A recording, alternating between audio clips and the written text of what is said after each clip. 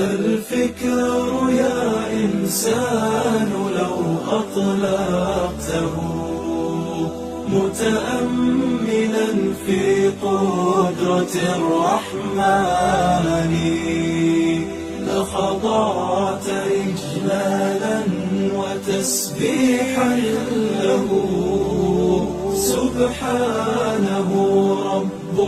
عظيم الشان